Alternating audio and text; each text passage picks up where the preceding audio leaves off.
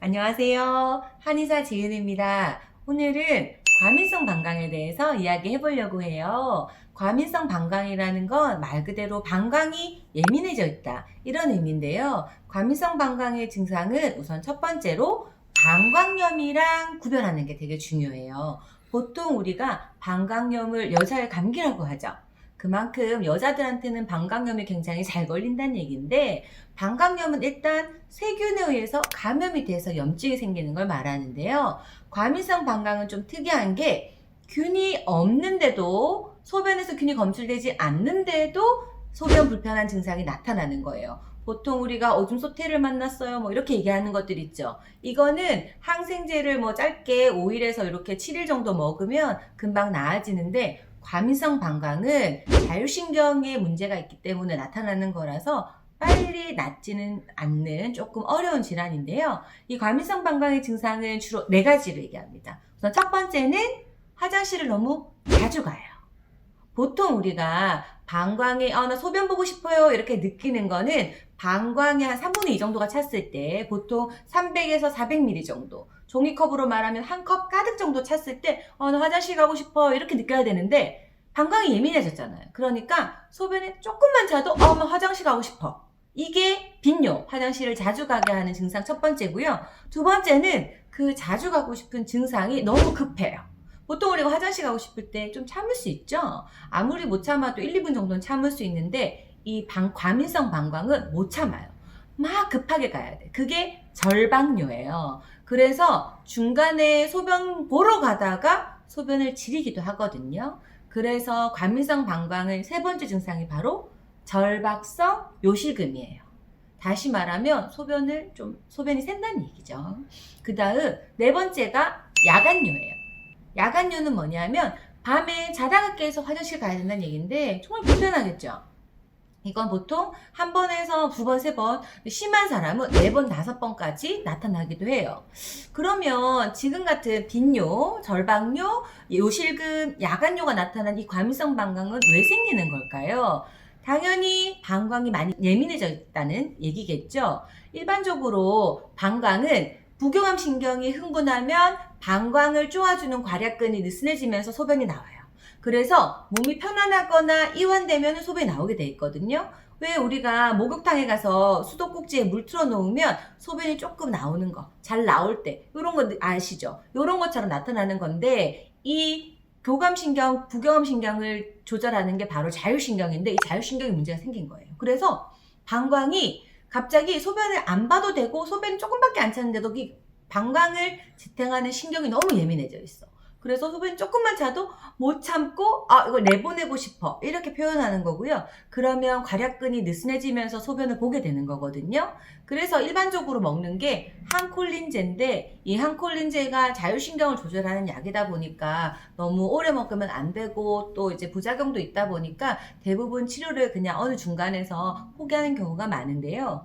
한의학적으로 보면 이 과민성 방광은 결국 방광과 신장을 포함하는 비뇨 생식기계가 약해진 것을 말해요. 우리가 외부에서 오는 안 좋은 기운, 나쁜 기운을 이기는 걸 한의학에서는 위기, 지킬 위를 써서 위기라고 표현하는데, 이 위기가 약해진 거예요. 그러면 방광이 차고 냉해져 있다고 표현하거든요. 한의학에서 차고 냉해진 건 기능이 떨어져 있고 방광이 참을성이 없어졌다, 이런 의미예요.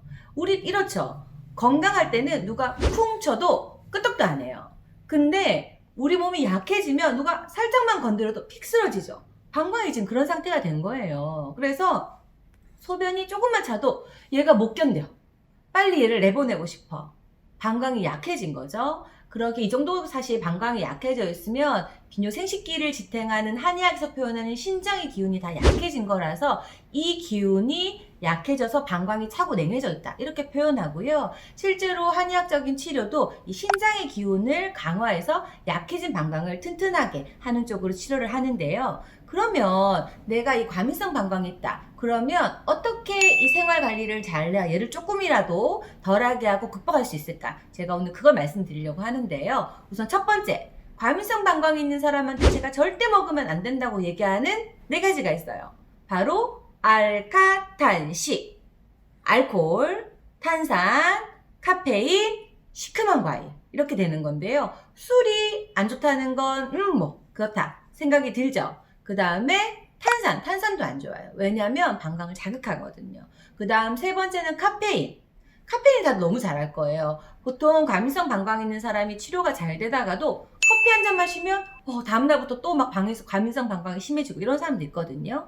그만큼 카페인이 방광을 자극해서 소변을 더 잘 나오게 하고 생식기를 자극한다는 뜻이고요. 네 번째로는 시큼한 과일인데 보통 우리가 방광염 있을 때는 시큼한 과일 많이 먹으라고 얘기해요. 오히려. 그래서 우리가 뭐 크랜베리라든지 이런 것들은 오히려 염증을 잘 억제하고 또 소변 배출도 돕는다 그래서 도움을 준다고 얘기하는데 지금은 방광에 염증이 생긴 상태가 아니고요.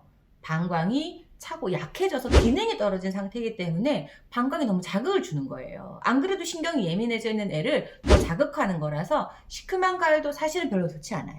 그래서 알코올, 탄산, 카페인, 시큼한 과일을 피해라. 요거 첫 번째고요. 그 다음 두 번째, 방광이 차고 냉해졌다 그랬죠. 그럼 어떻게 해야 될까? 당연히 따뜻하게 보온하는 건 기본이겠죠. 그 중에서도 어디를 따뜻하게 해야 될까요? 바로 아랫배입니다. 그래서 너무 딱 붙는 바지, 쪼이는 바지 당연히 피해야 되고요. 배꼽티 이런 거 안 돼요. 그리고 너무 얇은 치마, 미니스커트 안 돼요. 제가 뭐 꼰대라서 옷을 따뜻하게 입어라, 뭐 두껍게 입어라, 뭐 배를 드러내지 마 이런 얘기를 하는 게 아니고요. 아랫배가 차고 냉하고 기능이 떨어져 있을 때 그걸 더 강화하고 악화시키는 건 하지 말라는 뜻이에요. 아마 과민성 방광에 있는 분들 아실 거예요. 하루만 딱 차고 냉해지면 금방 방광 증상이 심해진다는 거 아시겠죠? 그런 거 하시면 안 되고, 그 다음 세 번째, 당연히 너무 장거리 여행이나 버스를 오래 타야 되거나 택시나 기차를 너무 오래 타야 되는 건 좀 피해야 돼요. 대부분 이런 분들은 심리적으로 불안하기 때문에 뭐 버스를 너무 오래 타야 된다거나 차를 너무 운전을 오래 된다 이러면 증상이 훨씬 더 심해지거든요. 그래서 치료가 될 때까지는 가능하면 너무 장거리 운전이라든지 오래 차를 타는 이런 먼 거리 이동은 가능하면 피해 주시는 것이 좋을 것 같고요. 과민성 방광이 증상이 너무 오래 지속되다 보면 보통 수분 섭취를 좀 두려워하는 경우가 많은데요. 실제로 방광염 있을 때는 일부러라도 물을 좀 많이 마시고 뭐 2컵, 3컵 마시라고 얘기하는데 과민성 방광 있을 때는 그렇게 마시면 안 돼요. 그렇다고 해서 너무 적게 마시면 안 돼. 그래서 보통 500ml에서 1리터 정도 하루 종일 먹으라 이렇게 얘기하는데 그 이상 먹으면 약해진 방광이 너무 부담이 되겠죠. 그래서 나는 소변 배출을 잘해야 돼 이런 사람들은 막 과민성 방광인데도 물 너무 마시다가 오히려 증상이 악화되는 경우가 있으니까 요 증상도 피하시면 좋겠고요. 오늘 제가 과민성 방광의 원인과 증상 또 생활습관 알려드렸는데 이 과민성 방광은 몸이 차고 냉해진 거라서 한의학 치료가 도움이 되니까 한의학 치료를 함께 병행을 하면서 과민성 방광을 같이 한번 이겨내 보셨으면 좋겠어요. 지금까지 한의사 진혜 원장이었습니다.